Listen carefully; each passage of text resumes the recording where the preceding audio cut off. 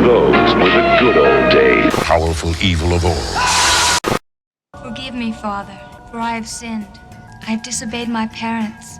I've taken the Lord's name in vain. I've had sinful relations. I loved every minute of it. I have to tell you guys about my dress. Oh, it is awesome. It is totally awesome. Oh, I am gonna look so hot. 1957 was not a good year for capes. Wasn't that the year the prom queen died in the fire? So I developed the guacamole radio, but that was no good. All I could pick up was stations in Mexico. This moment will be inserted into the annals of scientific history, and I think we all know how painful that can be. It'll stink up the whole place. The competition seems to be dwindling. You two should take the hint from Jess. You shut your fucking mouth, bitch! We're in trouble here. If a person dies violently, unfulfilled in a life mission, the soul wanders purgatory for eternity, waiting for the opportunity to return. Will you help me, Father? Of course, child. Will you pray for me? Yes. Will you fuck me? What's wrong with you? Don't you wanna fuck me? Jezebel! Harlot! Hi, Mary Lou speaking. Sorry I can't come to the phone right now, but I'm busy at the prom. Places to go, people to kill. Don't bother leaving a message. Vicky doesn't live here anymore. See you later, alligator. No!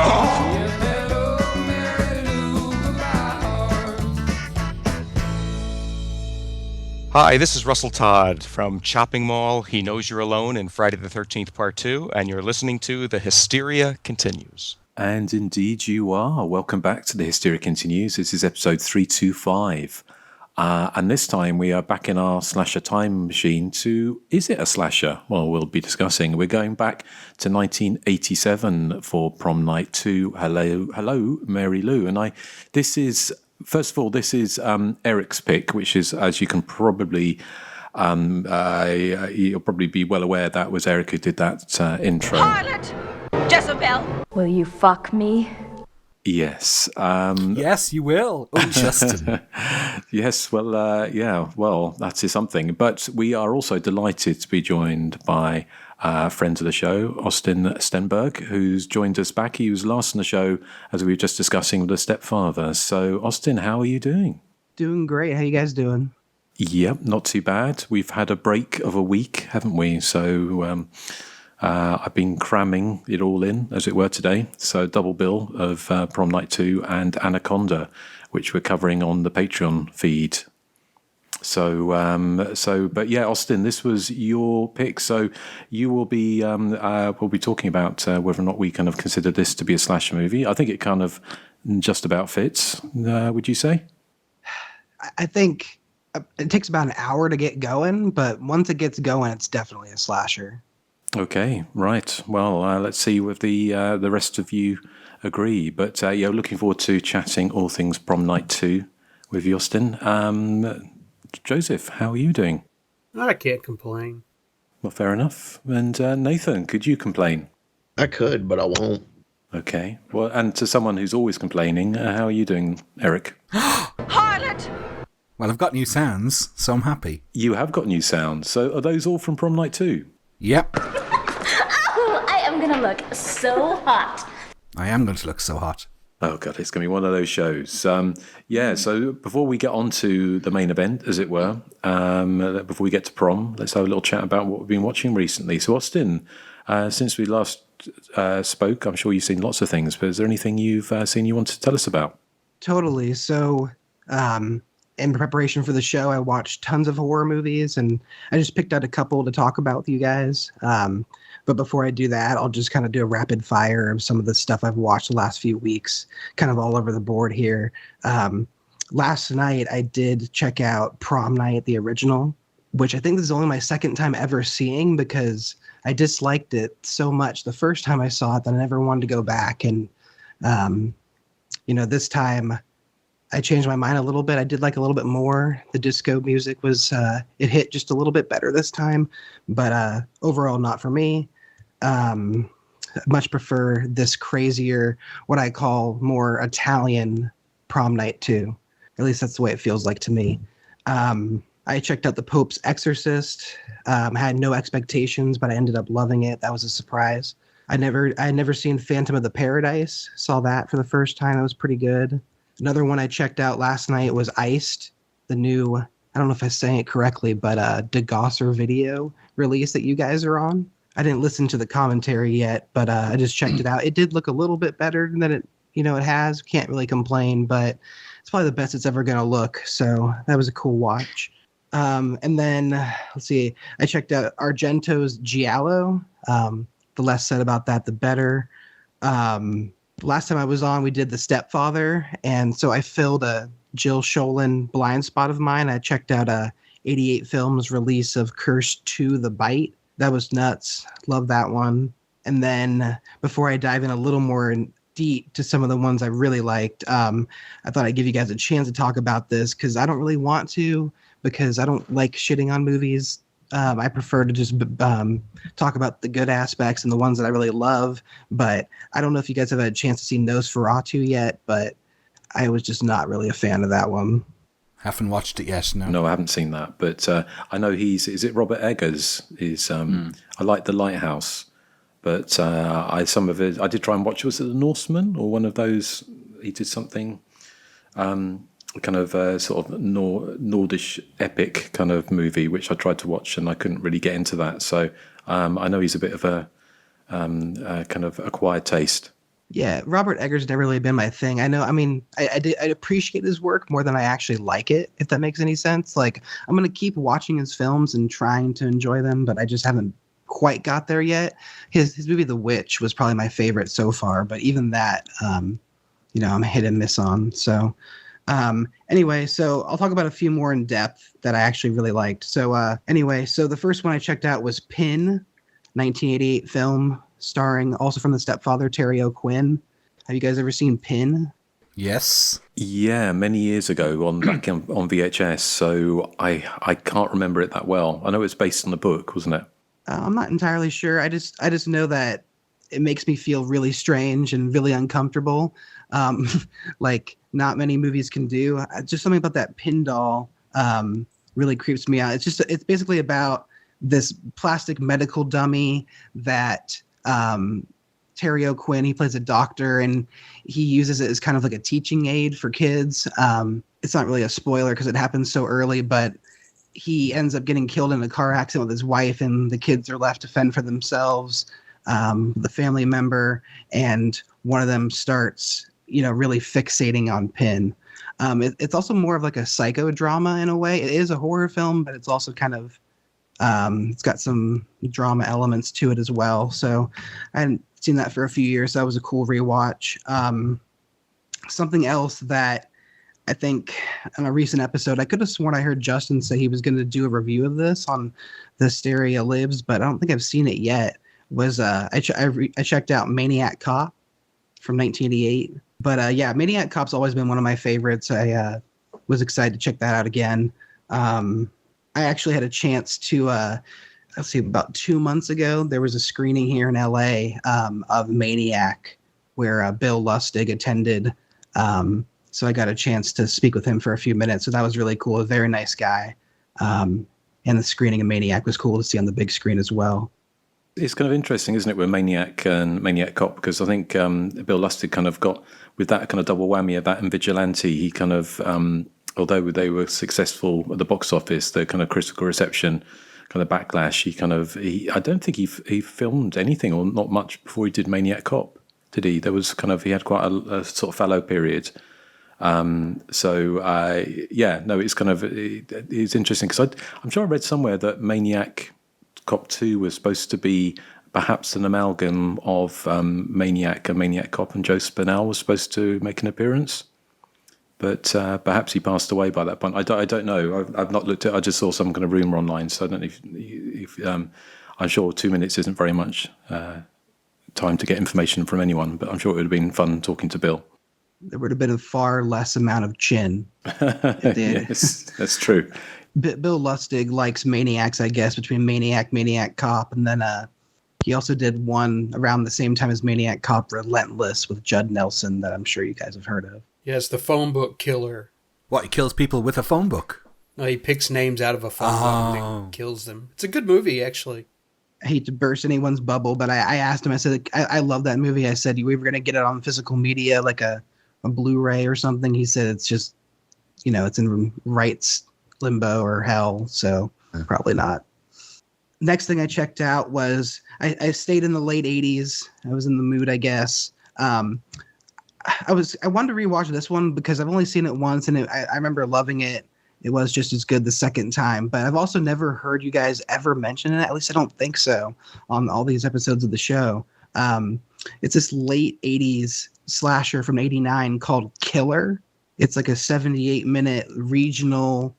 I think it's shot on 16 millimeter, just kind of almost like I describe it as a Henry Portrait of a Serial Killer, but on cocaine. Just like it's like more propulsive, more things going on, but it's that kind of vibe. You guys ever heard of that? Don't think I have, actually. That's a new one on me. So is it kind of, Henry Portrait of a Serial Killer is famously dour and downbeat, isn't it? And kind of realistic. Is it kind of along those lines, a bit more cheesy? Yeah, it's a little bit more cheesy. There's a little bit more action to it. There's more kills. And it's just, there's less of a plot. Like it's almost just like, it's not like it's in first person or anything, but it's almost like you're just watching a killer's spree unfold in real time. And like I said, it's really low budget, but what they were able to do with something, I think it was $15,000, something like that, is really impressive. And I had very little expectations and just came out super impressed. And I'm not one that usually loves shot on video or some of the more low budget ones on film. So this was a big surprise for me. It's on I think Terror Vision's the name of the label that put that out. So I recommend it. It's really good. Cool. Yeah, well, I'll definitely have a look out for that one. If out of anyone, Nathan might have be aware of that one. No, but I intend to. What about you, Joseph? Have you heard of it? I've heard of it, but I've not gotten around to it. Right. Well, you said, that sounds like a pretty full roster of viewing stuff, and obviously Prom Night 2 coming up. Is there anything else, Austin, or is that everything for now? Yeah, I'll just talk about two more. These are the two that really hit me. I forget how you say this director's name. He directed like Call Me by Your Name and Challengers. Luca, I'm gonna butcher it. Luca Guadagnino or something. I've been putting off watching this movie for a long time because I've just never really vibed with any of his films. Again, another artist that I appreciate but never really loved. Call Me by Your Name, just not my kind of movie, but it was good. I hated his remake of Suspiria. I actually saw it before I saw the original, believe it or not. And that's what kind of put me off from watching the original for a long time because I just hated it so much. So I had very low expectations for Bones and all, but I watched it and it just kind of blew me away. And again, the movies that are kind of like they mix horror with romance are also kind of not my thing. The only other movie that comes to mind is Only Lovers Left Alive with Tilda Swinton and I forget the actor's name. But yeah, usually these amalgamation of romance with horror just don't really work for me. But this was just incredible. Great performance by Timothée Chalamet. Yeah, I was just very surprised that I walked away with it. This is my favorite movie of the year I've seen so far. At least that's new to me. Have you guys ever, have you seen that one? I've not seen it, but it's on my radar. Is it kind of, it's basically cannibals in love? Is that the kind of synopsis? No, that's right. That's pretty much it. Yeah, I'd say it's on my radar, but yeah, I haven't seen it yet. Eric? No. No, and I take it, I know, well, I don't want to speak for Joseph and Nathan, but I'm going to guess you haven't seen it yet. No. Never heard of it. Well, there you go. See, Austin, you're stumping us with stuff, which is good. You know, it's so. And what was the other one you saw? All right, this is what I call the crown jewel of what I've seen these past few weeks. I saw this one last night. I've actually, believe it or not, I've never seen a movie by myself before until last night. I've heard great things about how it can be relaxing and therapeutic to just go to the movies by yourself, but I've never done it. But last night I looked around, I wanted to see Hard Eyes. So saw it was playing in a theater 4 minutes from my apartment. So I literally just walked out the door and then walked right back. And Hard Eyes was incredible. It just blew me away just completely. It's like the first film that I think tries to combine like a rom-com with a slasher movie, and it actually really does it. I think it's when they try to do that, for me, it usually the romance elements and the comedy elements are kind of overplayed. And and they just don't really work. And horror comedy is already hard, and I'm really harsh on them as a general rule. So this combines both genres just perfectly, seamlessly. In terms of the horror, it doesn't skimp on the gore. It's over the top.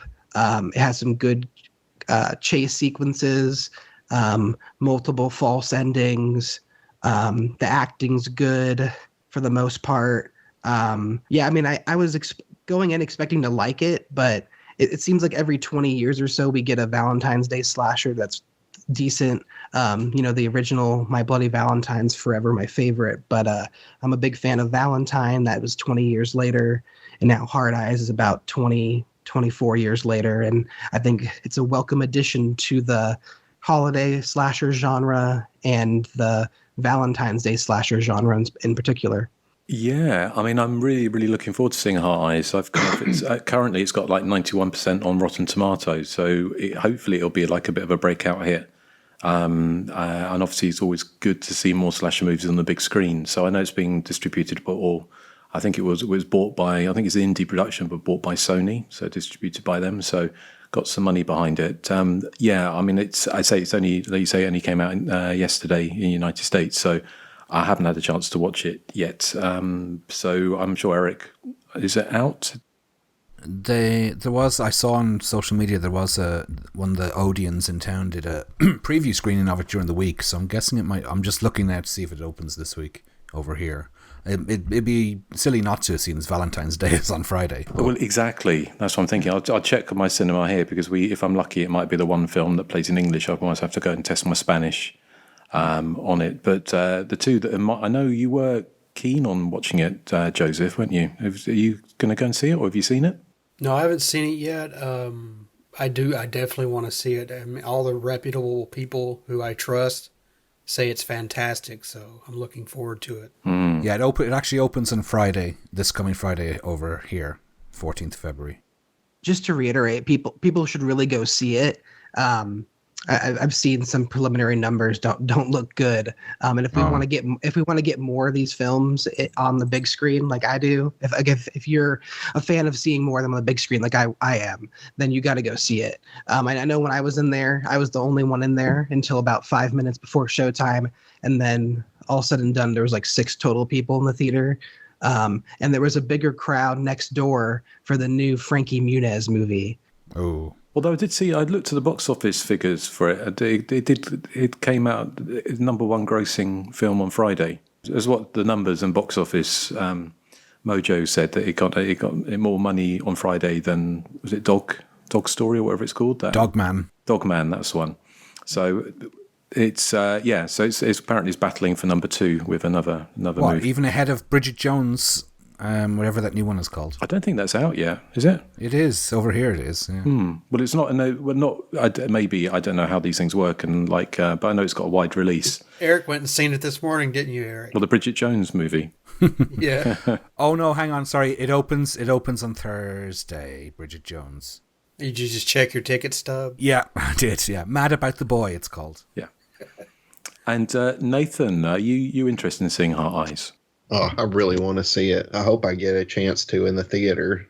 Yeah, well, I hope it opens in Spain, and I'll go and see it if it's just in Spanish anyway, just because it looks great. So well, thank you, Austin. That's kind of lots of films that we want to see and films we hadn't heard of, and all the different things in there. So it was a great mix, and look forward to seeing what you say about Prom Night 2. But before we do that, let's have a little chat about what the rest of us have been watching. So, Erik, have you caught up with anything in the week? No, I watched yesterday Furiosa, the new Mad Max film, and like Fury Road, it's just way too long, and I kind of drifted in and out of my attention span trying to watch it. It's 2.5 hours long. I think it's good if you like that type of thing. I'm not sure how much of a Mad Max fan I am. I do love the Italian rip-offs a lot more because they're concise and a bit more stupid, I suppose. But one thing I did purchase for myself, now there's a book company called Taschen and they brought out a book on the making of The Shining last year. And I was like, ooh, I'd love to get that. But then the price tag on it was €2,500 because it came in a big box set. Now they've brought it down. They brought out a more affordable version. It's still €100, but what you do is you get 2 books. You get one book on the making of The Shining and one book. It's called a scrapbook. That's just all behind the scenes images. There's no text at all. And it's absolutely stunning. I mean, I'm about 150 pages into the 900-page book, and it is really, really good. Very well written, very informative. I'm really looking forward to sort of plowing through that over the next few days, weeks, whatever, however long it takes me. But it's a very easy read, so I can see myself finishing that book fairly soon. But it's the presentation on it is like a work of art. I mean, I can't imagine what the $2,500 version looked like, but the €100 version looks pretty darn good too. So yeah, that's what I've been reading. Excellent. Okay. Well, that's hopefully if that drops down anymore. Is it anything like the Starburst book? Is it kind of a... No, it's... do you know what it actually... When I opened it up, the actual book on the making of reminded me of kind of a Bible. It's kind of got a soft...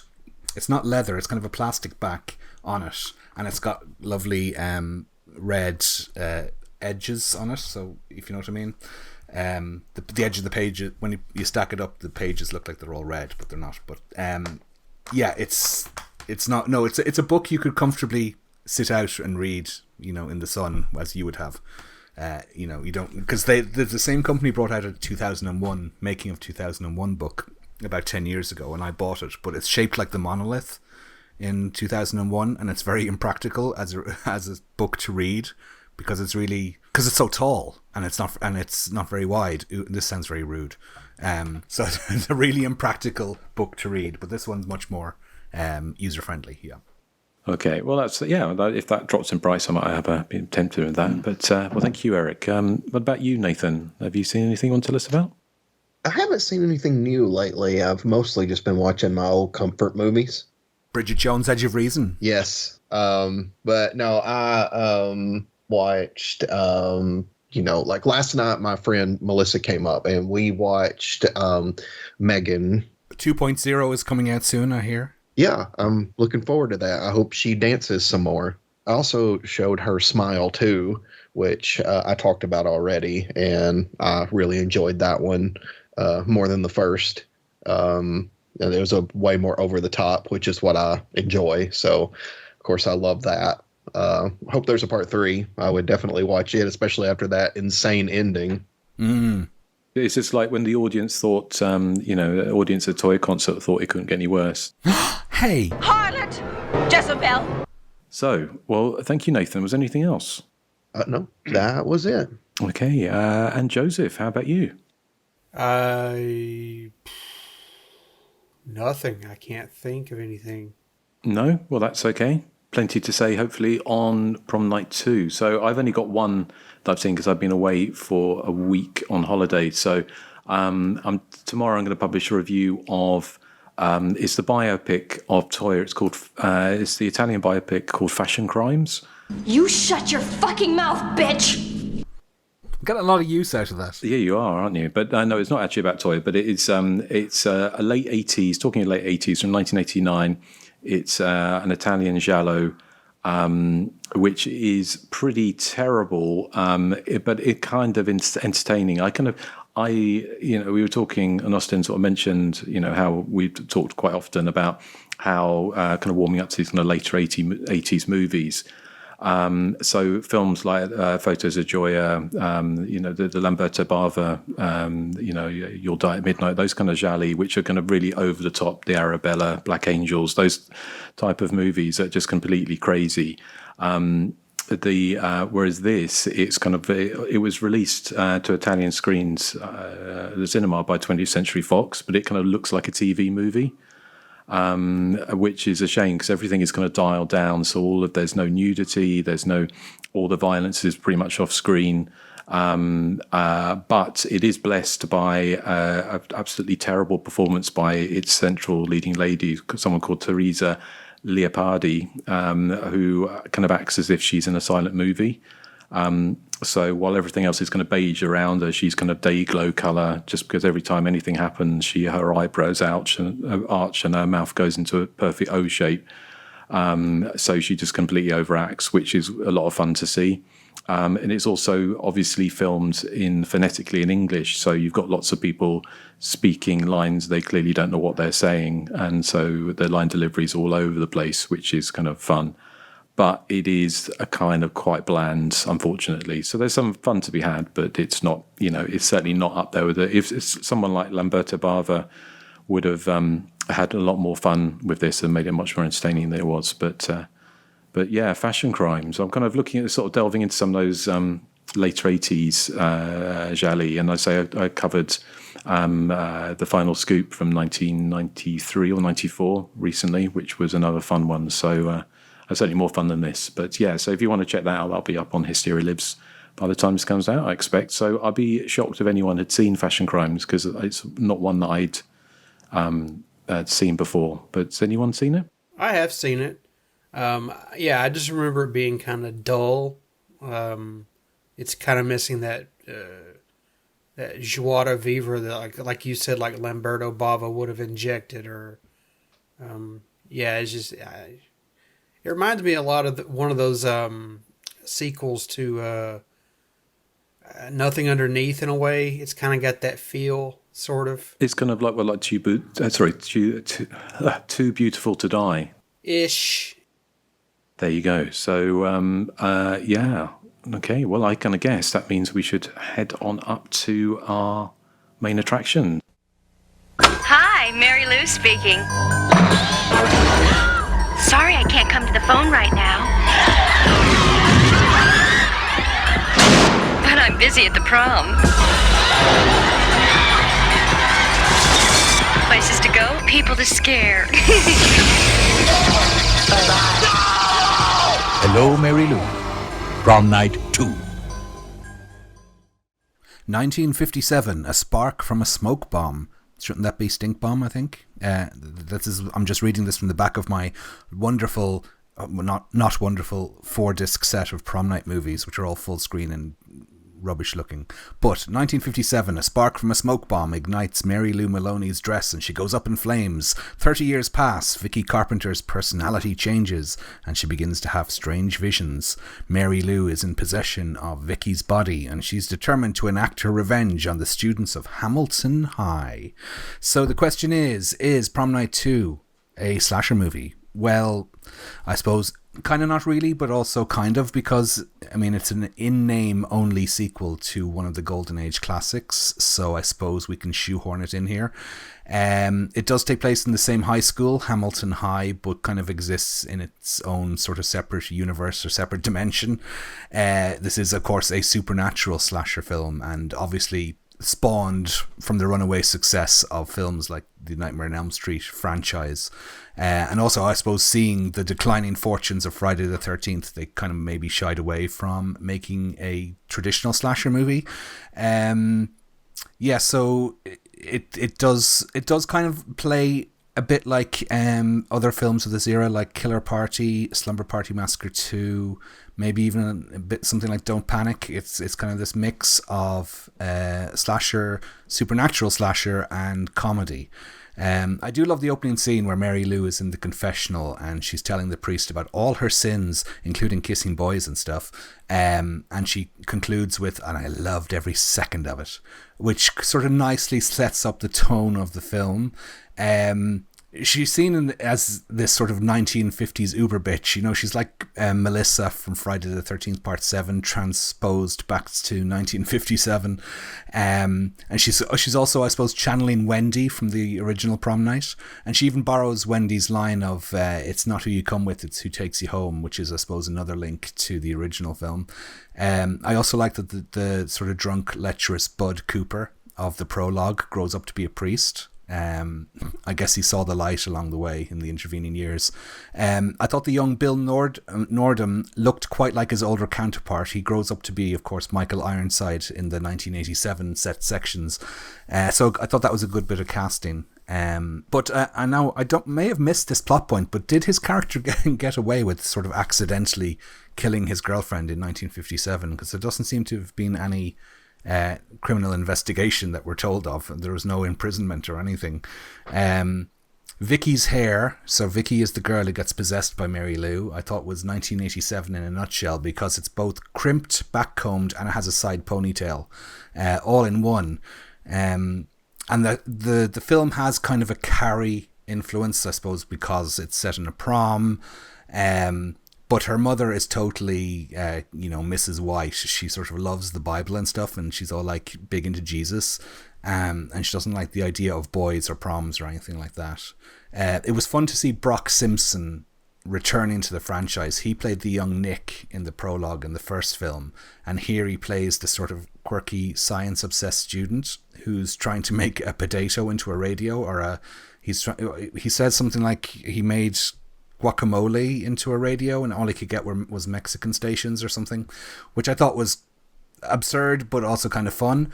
I also love the character of Jess, who has this really cool big hairdo, and she looks like she's kind of the missing third member of Strawberry Switchblade, and she's kind of part New Wave, part Starship or Heart or one of those bands.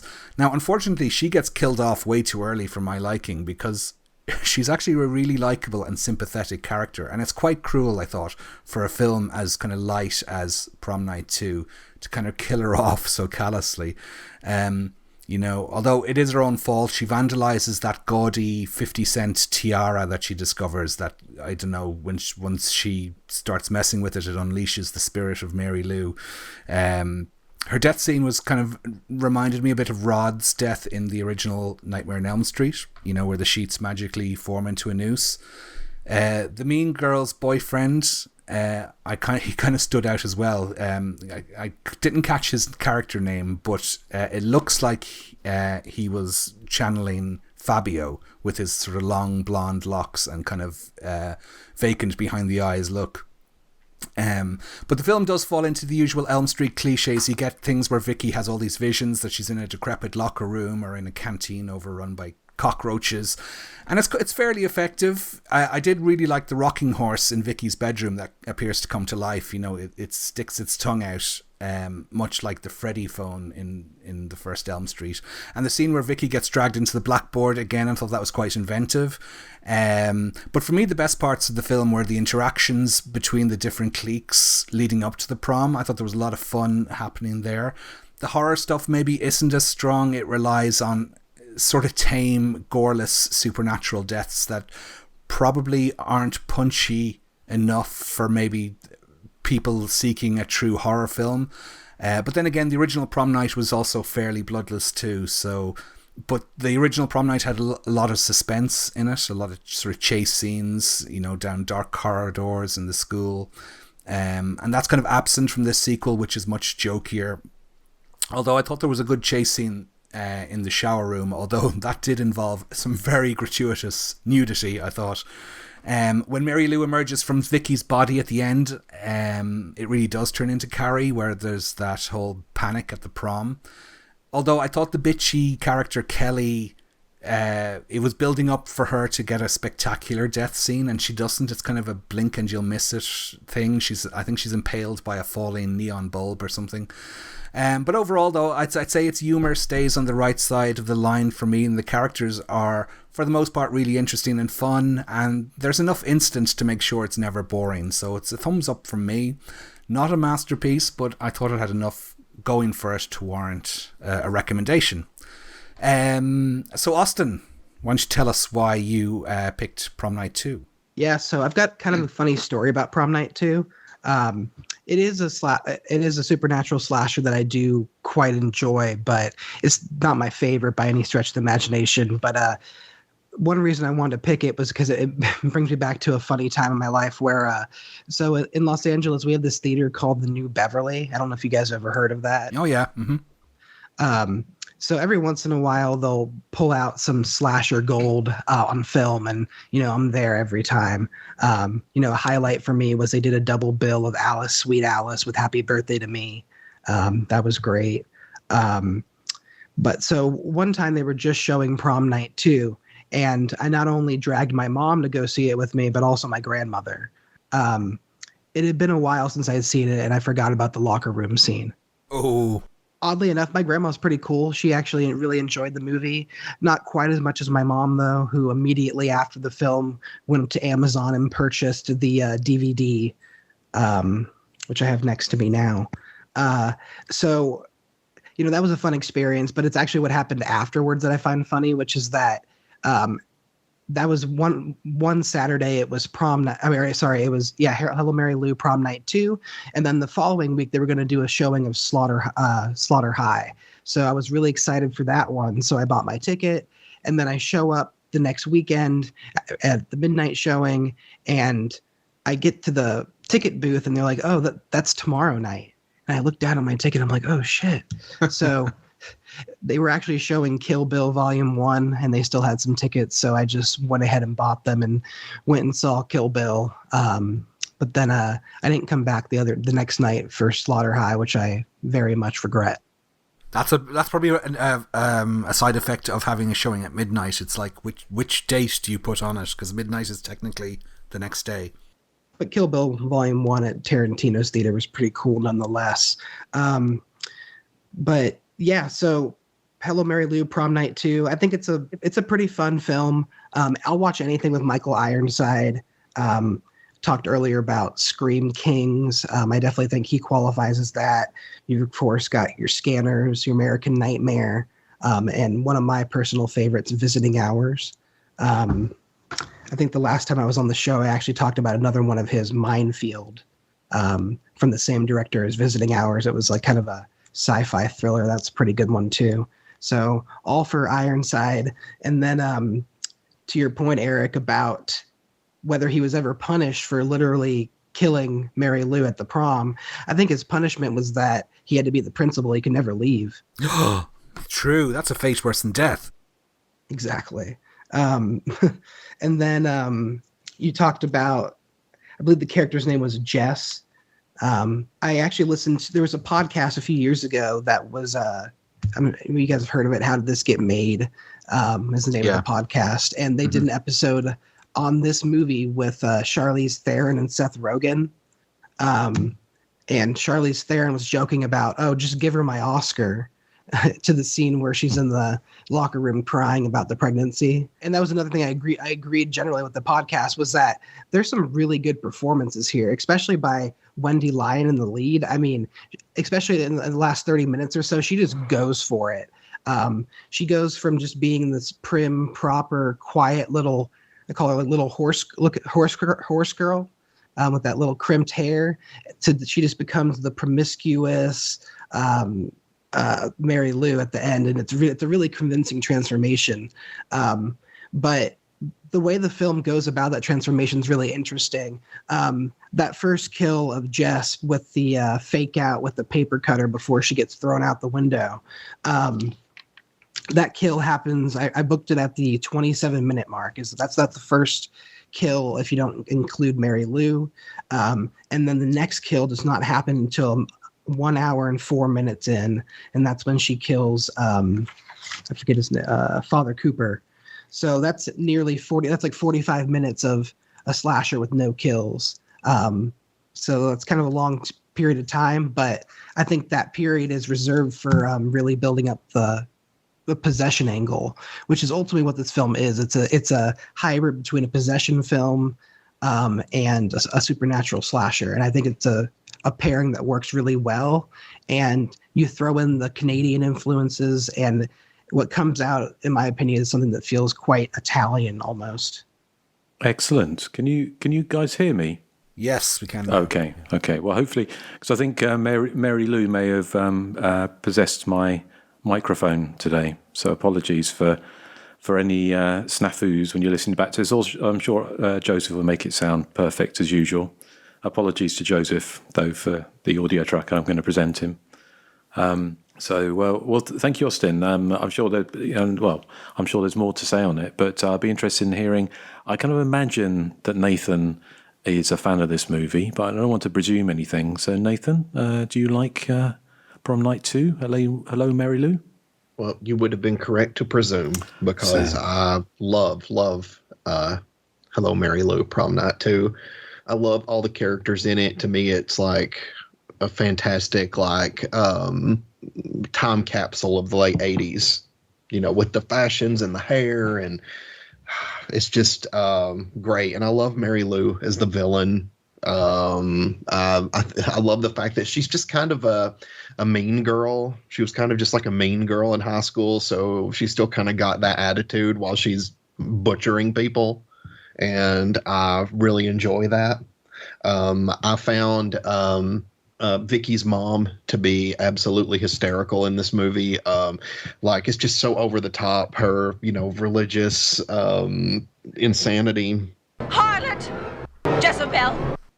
And that's one of my favorite scenes, when she just, like, to me, it's when she's having this fit, and Mary Lou, as in, you know, she's possessed Vicky at this point, is just kind of staring at her, giving her this look like, I am so over you and I'm done with you. And then next thing you know, the mom goes flying out the window and the door.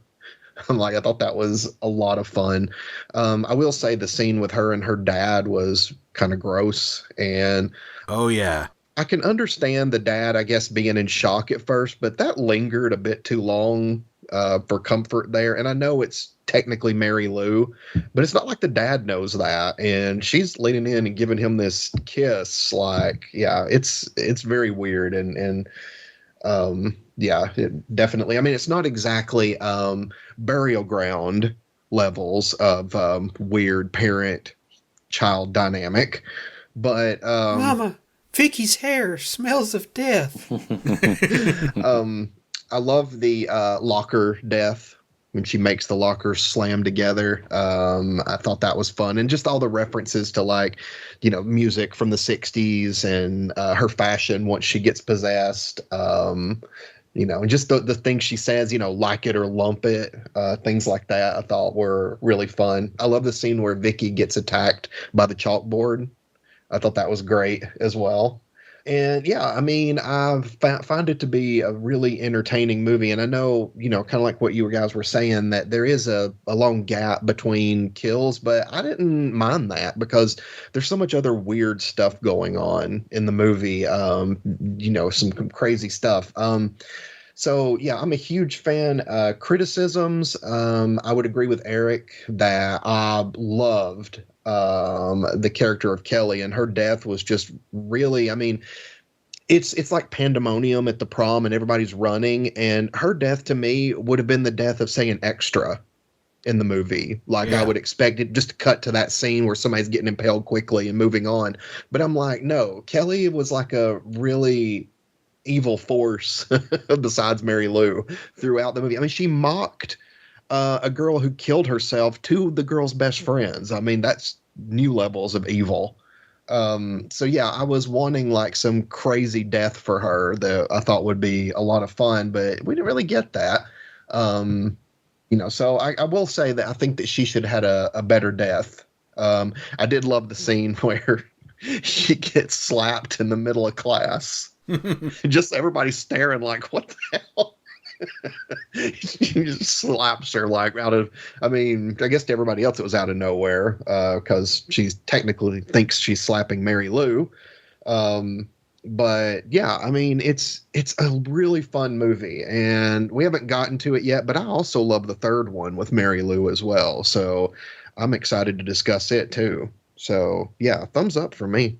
Cool. Thank you, Nathan. So Joseph, what are your thoughts on Prom Night 2? Yeah, talk about, you know, being as far removed from the original Prom Night as you can possibly get. I'm not sure what they were going for here. I don't know if this latched on to the Prom Night name for clout or whatever, but it's just a strange movie that, you know, like Erik said, it feels to me like Killer Party by way of Evil Dead.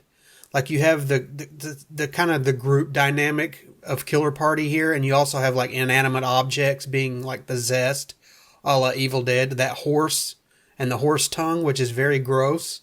It's very playful and, you know, jovial, despite more or less dropping you into the story without much time to give context to any of the characters that matter. Like, I never really found the Mary Lou character all that, I guess, thematically interesting or scary. And she doesn't really do much to, you know, kind of like, I'd say, match the intensity of like Jamie Lee staring into the eyes of the killer from the first film. And I think her only reason for existing is to kind of spout, you know, the cheesy one-liners that kind of became popular around this time. But that's okay. I mean, the movie, you know, like her, is more or less all over the place, and yet I still enjoyed the hell out of it. I mean, first of all, it's weird seeing Michael Ironside play I guess, a somewhat sympathetic character, considering the mountain of residual checks he no doubt gets for playing slime balls. He's not an innocent here, but there's kind of a degree of empathy placed on his character that he's not usually afforded. So I thought that was kind of an interesting touch. And I kept looking at the actor playing Craig, the boyfriend of Vicky, knowing I'd seen him someplace before. And thankfully, Nathan's favorite site, IMDb, reminded me that he played Declan in 2 pivotal episodes of Breaking Bad. So I was like, yeah, that's where I've seen that guy before. Also, like Erik said, I couldn't help but marvel over Wendy Lyon's crimped hair. Like Erik said, it's got this side ponytail, but it's also ass length. So I imagine she'd have to wake up 2 hours early every morning just to get every strand perfected. I also love the contrast between 1987 and the 1957 kind of flavors going on. I mean, like, you have the kind of the scenes at the prom where everyone has the big hair and they're kind of listening to the kind of the neon music.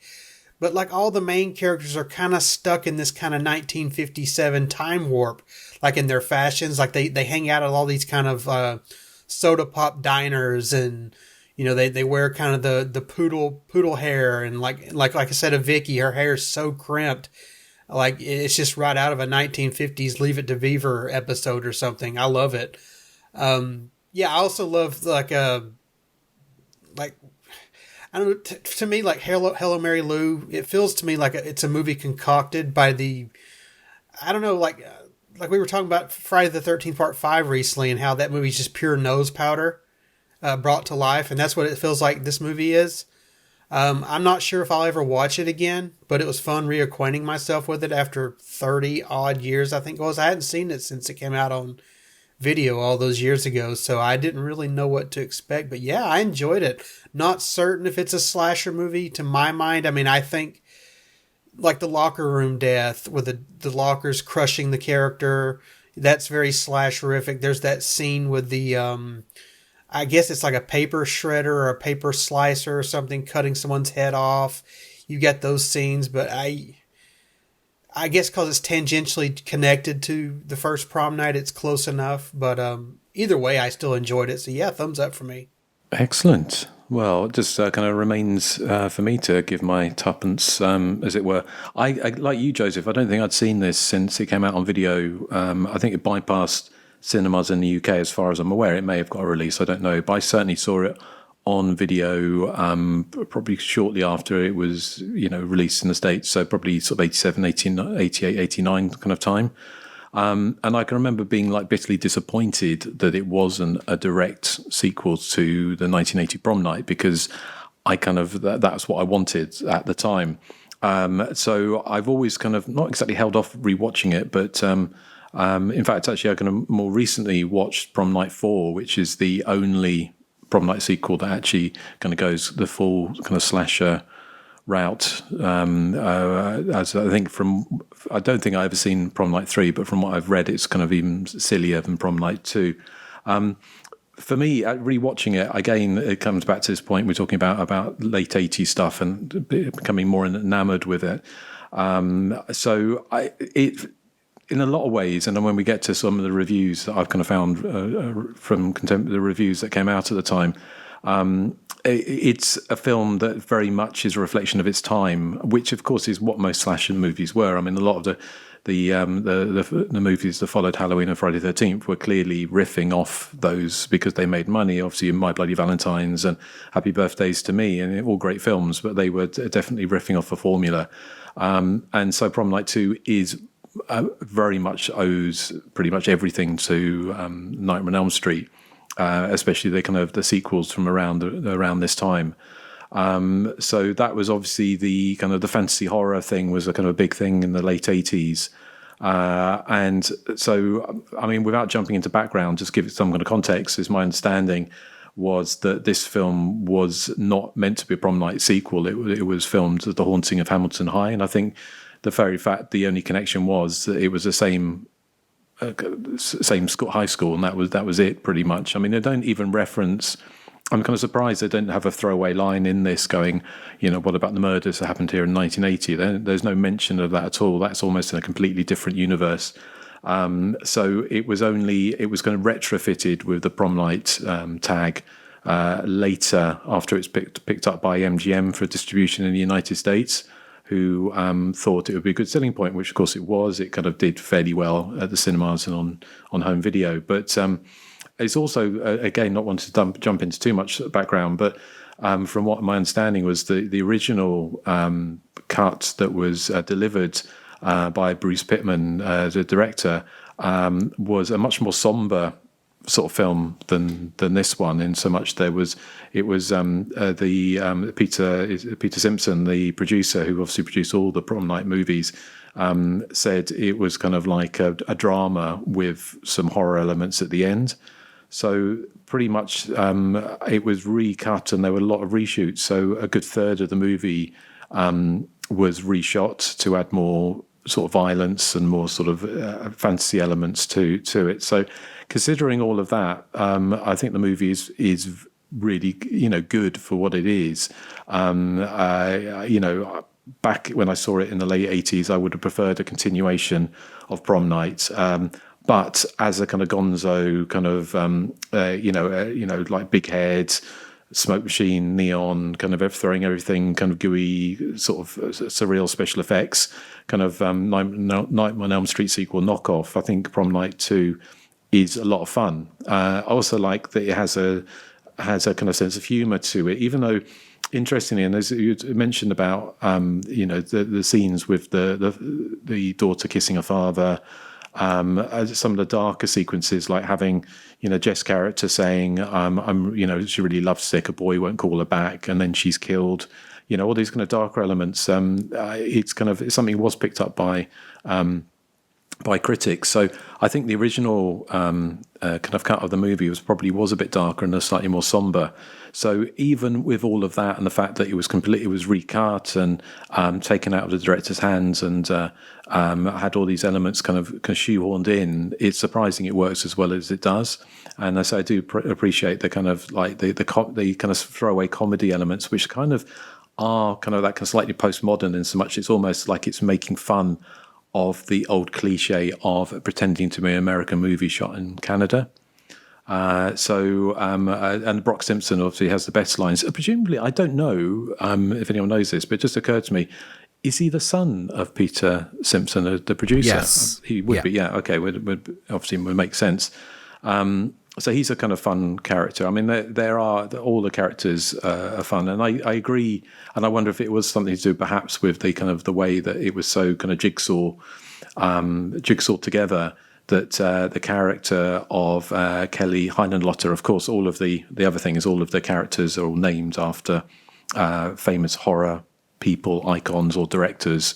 So you have including Bud Cooper, which is a deep dive, I thought, for the director of The Mutilator. Yeah, no, it is funny, but I mean that's something that's happened in so many slasher movies. I'm sure it wasn't the first slasher movie or a horror movie of around the time that did that. But so it has that kind of sense of playfulness, but there's a kind of duality of this darker themed stuff going on in it, which makes it interesting. One of the things is before we throw it back and look at some more backgrounds.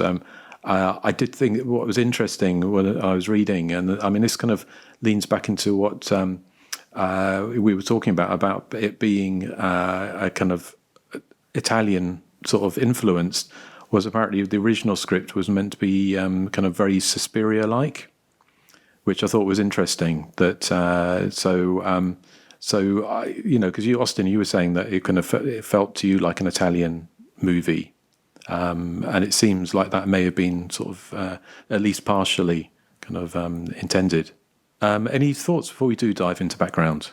I just had a couple things I wanted to make sure we really quickly hit. that I circled here in my notes. One thing I thought was interesting is I still see Michael Ironside appear in films and TV all the time. I always forget just how young he is. He's only in his mid-70s. So I was curious. I looked it up. So if this takes place in 87 and the prom where Mary Lou dies took place in 57, that means 30 years have passed. Well, he was born in 1950, which means when this movie was made, he was in his mid to late 30s. So he's just always played a dude that looks like he's in his 50s. I got to kick him that. Even in Visiting Hours, he looked a lot older than he was. And then one thing I'm just surprised that no one said yet is this movie is really horny. Super horny. I mean, obviously that scene in the locker room is something else with the surprise kisses in the shower and her just walking around just full frontal. Again, I saw that with my grandmother, just a reminder. Yeah, that scene is weird because like her character is like, she doesn't act surprised that her friend is like coming on to her. But then immediately as they start to kiss, she has this huge strop like, oh my God, I can't believe you did that. And she just stands there as it's leading up to it, like, no, it's not a big deal. I'm like, okay. It's like a few kisses are fine, but once that's a little much. Yeah, Justin. What are you trying to say, Erik? Nothing. After what happened when we met in Manchester. I thought that was going to stay between us. Ooh. And then of course you've got, I had to write this out to make sure I got it right, but you've got your old girlfriend making out with you while possessing your son's girlfriend, thereby making out with your dad. Wait, no, hold on. I think I messed it up. The point is that at one point, Michael Ironside is kissing Vicky Carpenter. So, and when she possesses Mary Lou. So the sexual politics on that are confusing to say the least. And then you've got the giant tongue from the unicorn as well. They gave me a kick when the dad opens the door and she's like laying on top of it and like massaging it. I was like, oh no. Excellent. Well, do you have any? Do you want to? Well, have you got any background for us, Austin? Yeah, I've got a little bit. Let's see. One thing I think is interesting is, I don't know if this counts as background, but we're living in a blessed time where we have all these boutique Blu-ray companies that are releasing all these 80s slashers in high definition. One gaping hole, in my opinion, is this one. There's no high definition release of Hello, Mary Lou, Prom Night 2, which I think is a shame. But I find particularly interesting because sometimes the slashers that are hard to find, like say like Cheerleading Camp or Terror on Tour, like you have a hard time finding them on streaming as well. But Prom Night 2 is widely available, at least in the States, and streaming services. Like I think it's on Peacock right now. It's on Prime, and it doesn't look great. I remember when I saw it. There's a pretty decent copy on YouTube, actually. It's probably like 720p, but it's perfectly watchable. I'll have to check that out. I know the DVD is not too bad, but I just remember when I saw it on the big screen, I was like, wow. I'm hoping that someday someone figures out the rights issues and restores this one because it looked really great when I saw it on the big screen, and I'd love to see that again. I'm pretty sure it's ringing a bell that somebody had uploaded a high definition version to YouTube. That it must have come from somewhere. That may be the one I watched because it looked pretty decent, all things considered. Don't base this on anything apart from just kind of a guess, but perhaps it had been had a high definition sort of print made of it, and then it fell through for whatever reason. It didn't get released for rights reasons or something. But it just appeared on YouTube in high definition for some bizarre reason that I don't know if anyone knows. Yeah, it's still there. I mean, I was saying at the start, I bought this as part of a 4-pack DVD from Network. And the first Prom Night is decent enough looking, but 2, 3, and 4 are all full screen transfers that look like they've been taken from a VHS source. So it's a sad day when you go to YouTube to watch a sort of better quality version than your own official DVD. But then I remind myself that, if they can come out with Fatal Games and Iced on Blu-ray, that anything is possible. So just a little background here. It was released theatrically on October 16th, 1987 in the United States. I couldn't find anything to confirm whether it ever aired in theaters in the UK, but it does look like it aired on video in March 22nd, 1988, so a few months later. The film did okay at the box office. It had a budget of approximately $2.5 million Canadian dollars. And then the box office was a little more than that. It was 2.683 million. I think that's in American dollars. So it made a little bit of money, but it really did well on video from what I could find. I found a lot of interesting things about the cast. So I don't know if anyone said this yet, but Brock Simpson's the only actor who appeared in all 4 prom night films. The guy with the potato radio. I think Erik said that he was the younger version of Nick in the first prom night, which is true as well. Terry Hawks, who played Kelly, the one who got speared by the neon. She was in Killer Party as Melanie. I don't remember her, but that's what it says here. She was also in Cube Zero. The guy who played Craig, Louis Ferreira, was in Saw 4, Cronenberg's Naked Lunch, Dawn of the Dead remake, a few others. The one constant through all the prom night movies, other than Brock Simpson, is the producer, Peter R. Simpson, who produced Prom Night 1 through 3, and he was the executive producer for 4. He also produced Curtains as well. Another thing I found, another one of the producers by the name of Ray Sager was actually the AD on My Bloody Valentine, so I found that was interesting. One of my favorite slashers ever. I think Justin might have said the film had reshoots. Did you talk about that, Justin?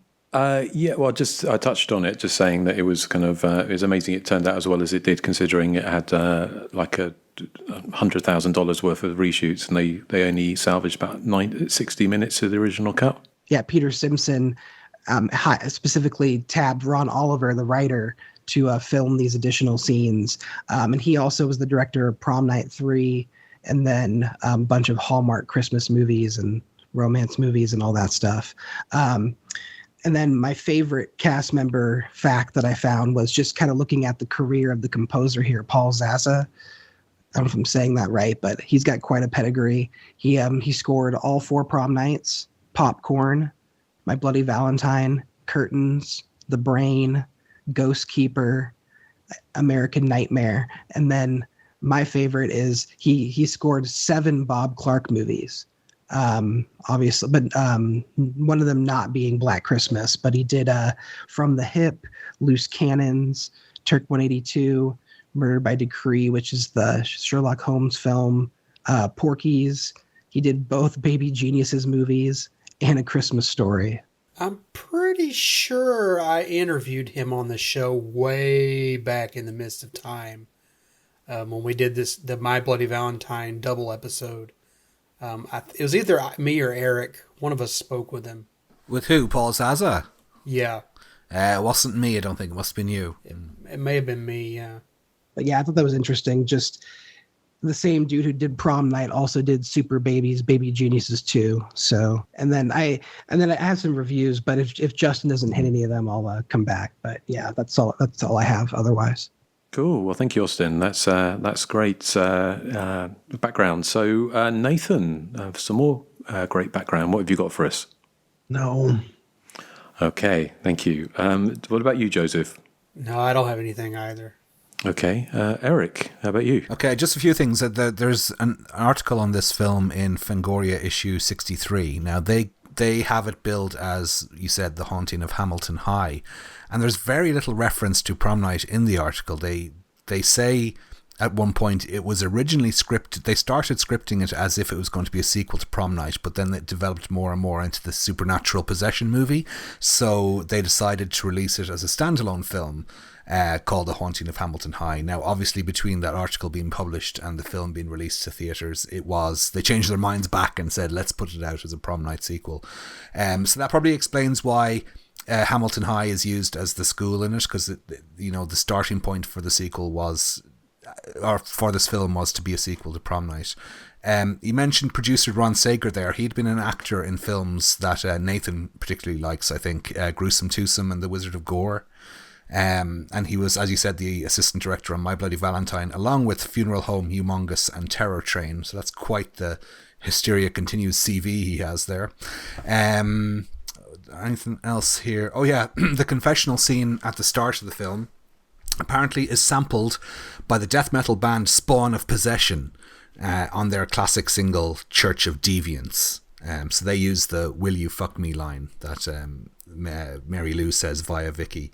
What else do I have? Jim Doyle did some of the mechanical effects in this. Of course, we would know him from Nightmare on Elm Street. He did all the sort of fun dream sequences in that. He was mainly responsible for the chalkboard, the sequence where it goes all kind of, I don't know, turns to a liquid and drags Vicky into it. And I think that's all I have. Oh, apparently the phone number that Mary Lou writes in the confessional is actually writer Ron Oliver's home phone number, but he says that he never got any calls to it. I think it's a bit of a risk putting your phone number in a movie like that. It is a bit, isn't it? Maybe not back in those days, but nowadays, yeah, you wouldn't do it. Yeah. Well, thank you, Eric. I've got a few bits to add into some of the press reaction from the time, but just taking it back to the original idea, I think that you're right that Peter Simpson originally wanted to develop a sequel to Prom Night after it was so successful, but he couldn't logically see anywhere the story could go, and presumably he wouldn't be able to secure Jamie Lee Curtis in it, because obviously she was trying to move away from horror by that point. At the time a sequel would have come round in sort of 81, 82.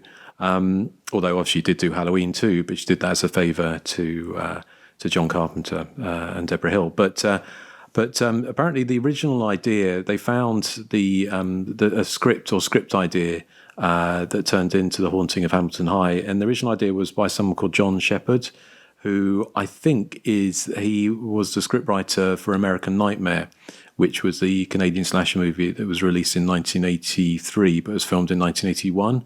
And obviously, even with that title, it was a very Canadian movie. He also wrote the terrible Ripper 2, Letter from Within. So, but he didn't. He's also in Friday the 13th, Part 5. Right. Okay. Yeah. So no, he wasn't, was he? That's a different John Shepherd. John Shepherd. Different John Shepherd. But yeah, so they kind of hired Ron Oliver, who was a big horror movie fan, to develop the script. And he said they were kind of moving it. They were trying lots of different things. And he said originally, I think as I mentioned, he wrote it. He said it was like a homage or like Suspiria. So they potentially were looking for something a bit more gothic and a bit more kind of stylized in that way, perhaps. And they said they couldn't get the script to work. It just wasn't working for them. So then he was inspired by, of all things, Peggy Sue Got Married for its 50s kind of throwback sort of style. And then he came up with the idea of this kind of spawned prom queen who comes back from the dead.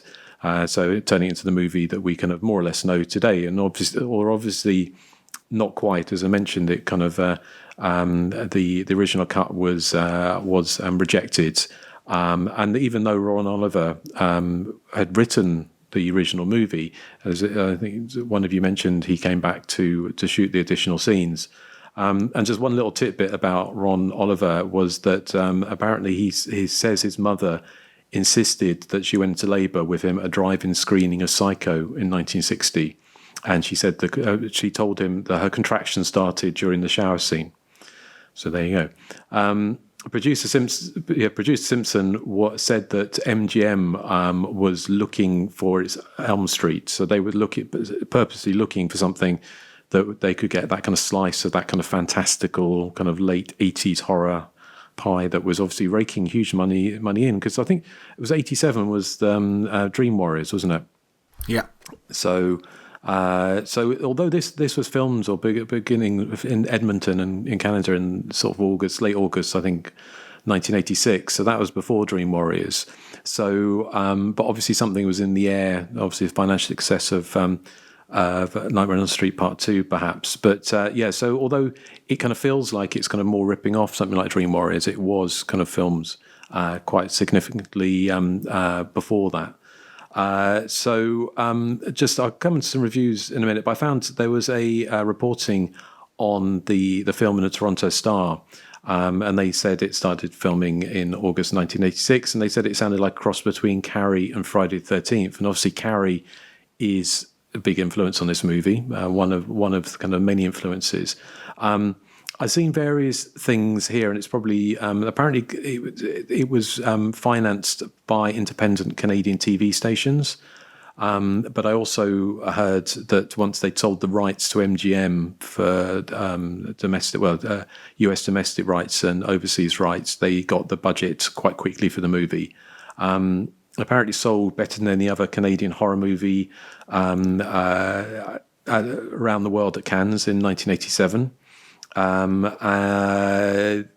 was an article where they interview the woman called Leslie Monroe, who was a stunt woman who performs the full body burn at the beginning, and so they interview her about her how she found making the movie, and she went on to say she thinks she got a little bit of a light singe during the burn, which you would have thought would have been slightly more.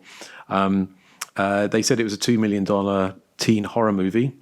It took 3 hours to prepare for the stunt, but she'd also been in the horror movies The Dead Zone and The Fly doing stunts, and also Police Academy, so I don't know what she was in there.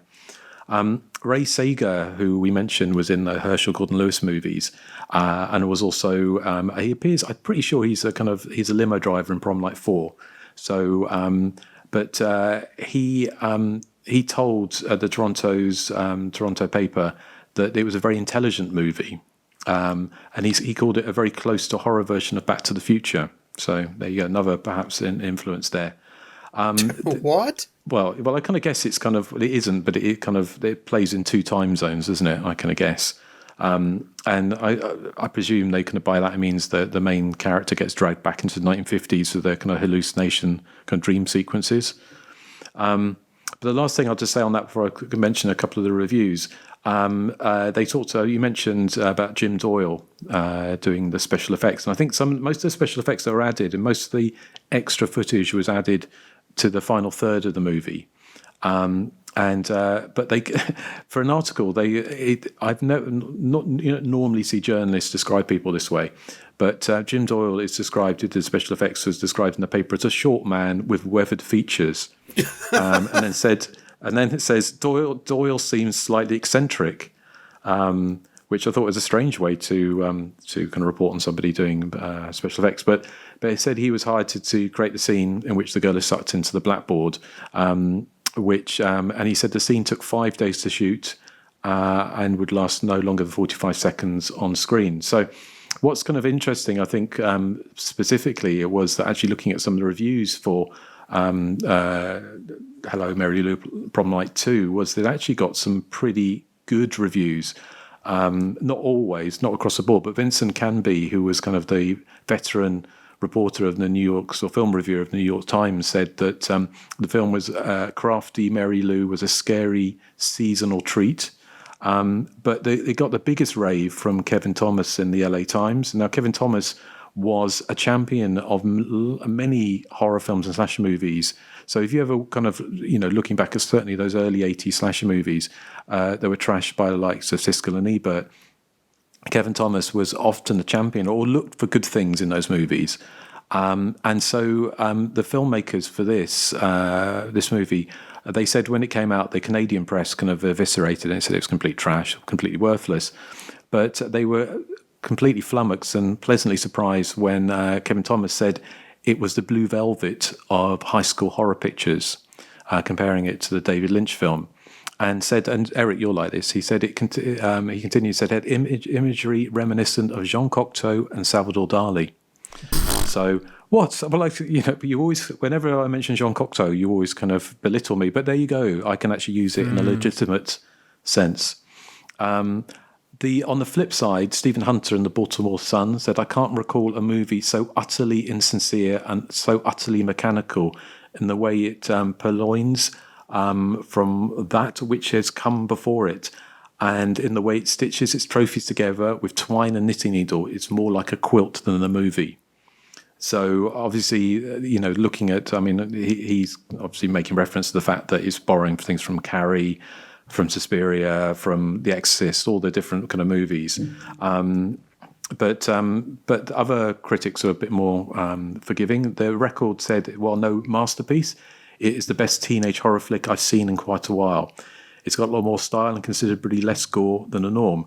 A couple of other bits here. There's Soren Anderson in the News Tribune said, "What's the matter with kids in horror movies today? Don't they ever go to horror movies themselves?" And said that the characters in these movies need to take notes.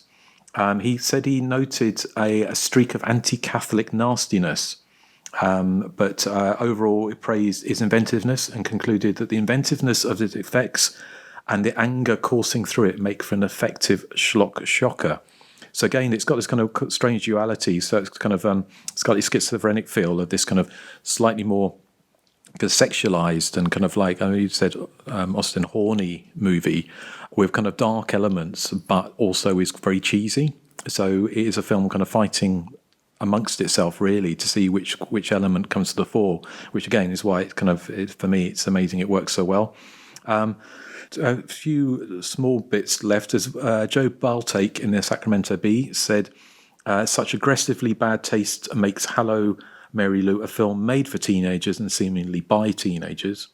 The last couple was Roger Moore, no, not that one, said in the Grand Forks Herald, "Prom Night 2 is good for a dead teenager movie. A head and torso above the usual run-of-the-mill gut fest."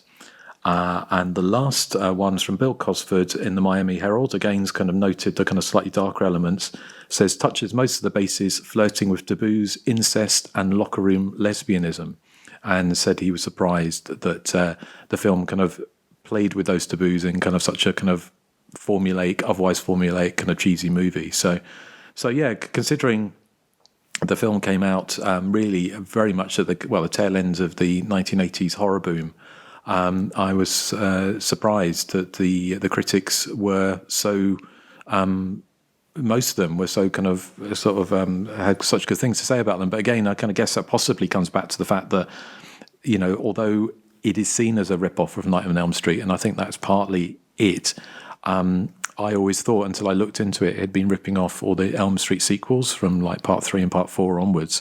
But it was made before those, so obviously you have to give some credit to the makers for that. So what was the consensus on the Blue Sky page, Joseph? Well, we had 10 comments for Hello, Mary Lou, Prom Night 2, and here are the top 3. Monkey Sinister, like that name, writes, "I saw this as a kid on VHS. I had very distinct memories of falling asleep halfway through, no disrespect to the film, and waking up during the prom finale and Mary Lou's demonic rise in over-the-top, spectacular fashion, and being a little freaked out at what I was watching. Seeing it again for the first time a few years ago, it really doesn't disappoint. It's a really fun film. Is it better than the original? Maybe, maybe not. But it's so different from the disco-drenched original that it's easy to enjoy them both on their own merits. Full of 80s cheese, some pretty decent special effects, and a fabulous villain make it a really fun watch."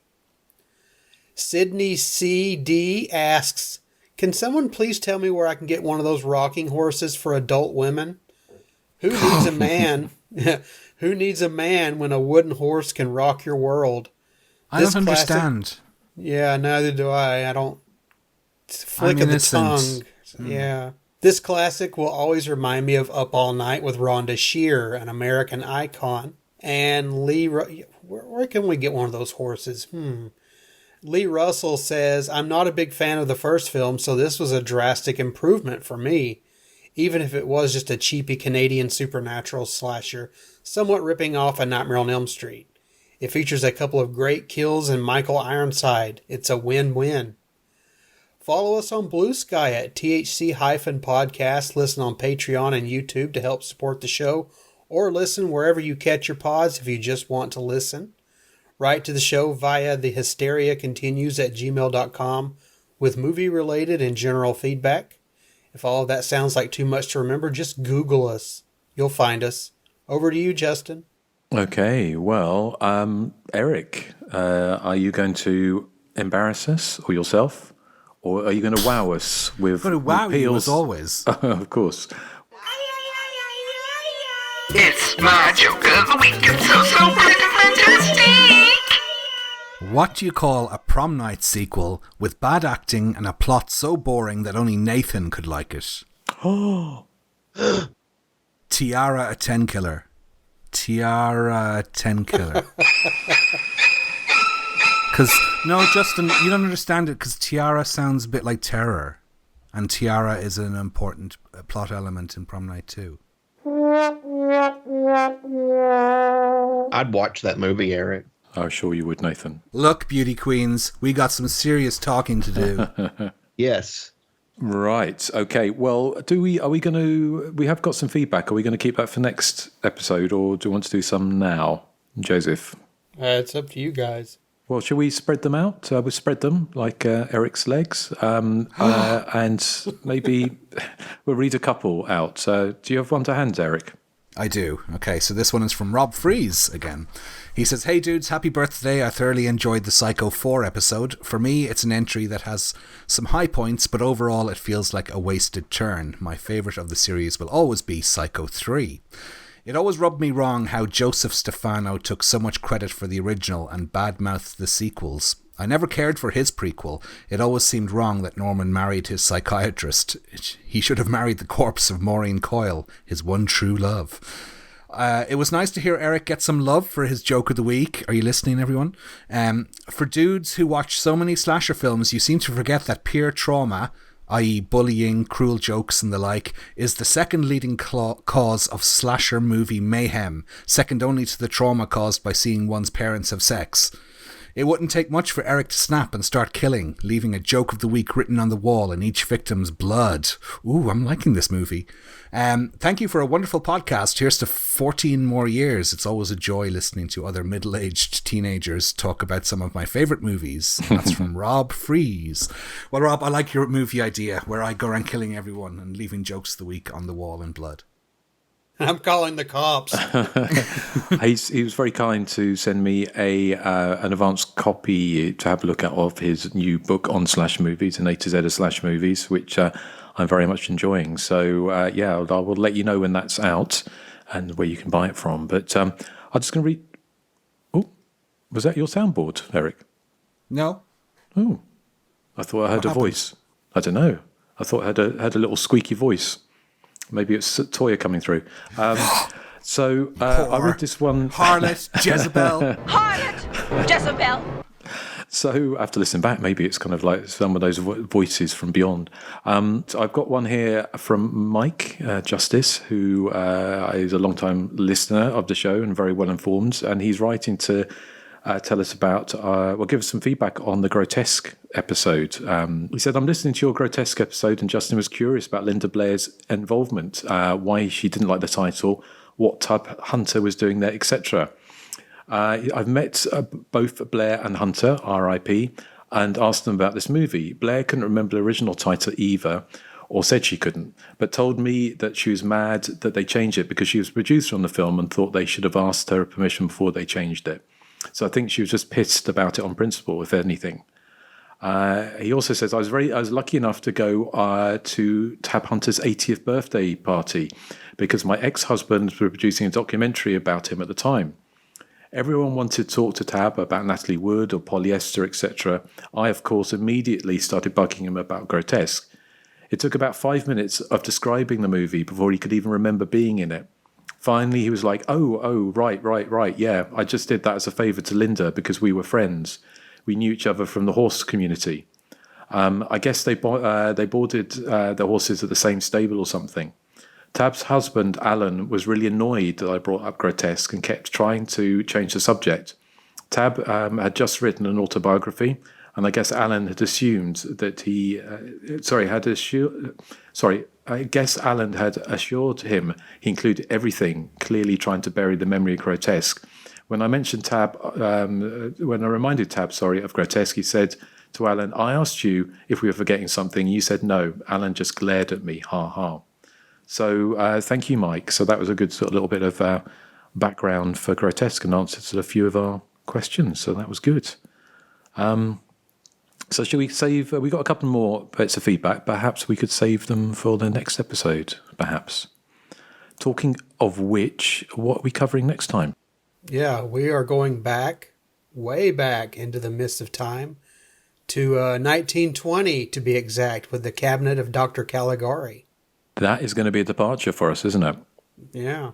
And it will be interesting. Maybe no more than Prom Night 2. Arguably not.